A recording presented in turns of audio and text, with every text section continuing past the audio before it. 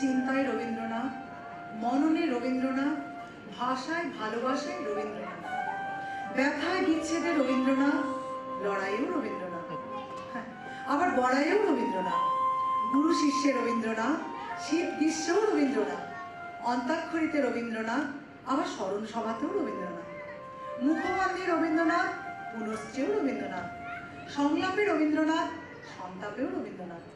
অর্থাৎ এক কথায় বাঙালির জন্ম মৃত্যু জেতা হারা ভাঙা গড়ায় মায়ের সমগ্র অস্তিত্বে রবীন্দ্রনাথ। নিঃশ্বাসে প্রশ্বাসে এমনকি নিঃশ্বাসের নাভিকুণ্ডেও রবীন্দ্রনাথ। তাই রবীন্দ্রনাথকে বাদ দিয়ে যেমন বাঙালিকে ভাবা যায় না, তেমনি বাঙালিয়ানাকে বুঝতে ও অনুভব করতে গেলেও রবীন্দ্রনাথকে বোঝা প্রয়োজন। আর তার বহুমুখী প্রতিভা, বিশ্বচিন্তা, শিল্পবোধ আর দর্শনকে বুঝতে গেলে সবার আগে তার সর্বশ্রেষ্ঠ সৃষ্টি সঙ্গীতের আঙ্গিককে বোঝার প্রয়োজন। তার অধরা মাধুরীকে ধরতে গেলে তার ছন্দবন্ধনে মজতেই হবে, না হলে তার ভাষাতেই তার আভাস পাওয়া যাবে মাত্র, নাগাল পাওয়া যাবে না। তার সঙ্গীতের এই যে ব্যাপক ব্যক্তি, তার কারণ তিনি সমস্ত জগতের সঙ্গীত থেকে স্বাদ আহরণ করে সবচেয়ে মনোগ্রাহী সুর, রাগ, তাল, চলন, গঠন, আঙ্গিক সাদরে গ্রহণ করে নিজের সঙ্গীতকে সমৃদ্ধ করেছেন। তার শিক্ষার ঝুলি আর সৃষ্টির ঝুলি কখনো একে অপরের অন্তরায় হয়নি, প্রতিপক্ষও হয়নি, পরিপূরক হয়েছে। তার সঙ্গীত পেয়েছে পূর্ণতা, আর তার নিজের আধ্যাত্মবাদ পেয়েছে মুক্তি। রবীন্দ্রনাথ তাই তার উত্তরসূরিদের জন্য অনুপ্রেরণার একটি সমগ্র জগৎ উন্মোচন করে গেছেন। তাদের আর সারা বিশ্ব ঘুরে রস ও রসদ সংগ্রহ করতে হয়নি। তার সৃষ্টির এক একটি মণিমুক্ত শুধু সন্ধান করে জনসমক্ষে আঙ্গিক বদল করে পরিবেশন করতে হয়েছে। কঠিন কাজটি গুরুদেব তার সঙ্গীতবোধ ও আধ্যাত্মিক চেতনা নিষ্পেষিত করে করে গেছেন। পরবর্তীকালের গুণী সুরকারের দল সেই সমুদ্র থেকে ঝিনুকগুলি কুড়িয়ে এনে মালা গেঁথেছেন সহজেই। তাতে নিঃসন্দেহে তাদের সৃষ্টিকে খাটো করে দেখার কোনো অবকাশ নেই, বরং তার সৃষ্টি আরো মনোজ্ঞভাবে অবাঙালি শ্রোতামণ্ডলীর কাছে পৌঁছেছে ও আনন্দ দিয়েছে। আজকের এই অনুষ্ঠানের স্বল্প পরিসরে আমরা সেই রকমই কয়েকটি ঝিনুক কুড়িয়ে এনেছি আপনাদের সামনে পরিবেশন করার জন্য, আর তার সাথে তার থেকে অনুপ্রাণিত মালাগুলিও এনেছি, যাতে আপনারা কবিগুরুর গানে শুধু নয়, তার সৃষ্টির মূর্ছনায় অনুরক্ত হয়ে দশকে দশকে যে সঙ্গীত পরিচালক নিজের সঙ্গীতে তার সুরের প্রয়োগ করে ধন্য পূর্ণ হয়েছেন ও তার পায়ে সে জয়মান স্থাপন করেছেন,